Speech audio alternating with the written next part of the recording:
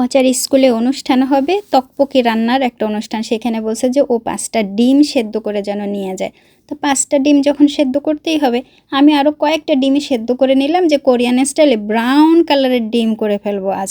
আর আপনাদের সঙ্গে একটু শেয়ারও করে নেব খুব সহজেই আপনারা কিভাবে সেদ্ধ করা ডিম দিয়ে আপনি যে কোনো ডিমই নিতে পারেন। মানে ওই যে হাঁসের ডিম, মুরগির ডিম, কোয়েলের ডিম, ঘোড়ার ডিম, হাতির ডিম, আর কি যেন আছে, তিমি মাছের ডিম, অনেক কথা বলছে। তা সয়া সস কিন্তু শেষ হয়ে গেছিলো, নতুন একটা বোতল থেকে সয়া সস নিলাম। চিনিও শেষ হয়ে গেছে, চিনির প্যাকেটটাও নতুন করে নিলাম। এখন একটা হাঁড়িতে বেশ করে চিনি দিলাম, আর দিলাম সয়া সস, তার সাথে দিলাম পানি। চিনিটা গলে গেলে দিয়ে দিলাম সেদ্ধ করা ডিম। বাস এইবার 2 মিনিটের মতো জ্বালাইতে হবে, ওই মিডিয়াম আছে জ্বালাই নেন। আমি আবার ডিমগুলোর একটু সুন্দর সুন্দর চিড়ে দিছিলাম, যার জন্য এরকম দেখতে সুন্দর লাগতেছে। যতটুকু সয়া সস নেবেন তার থেকে মানে ডাবল একটু পানি নিয়ে সয়া সস নেবেন, ওই পরিমাণে চিনি নিলেই হবে।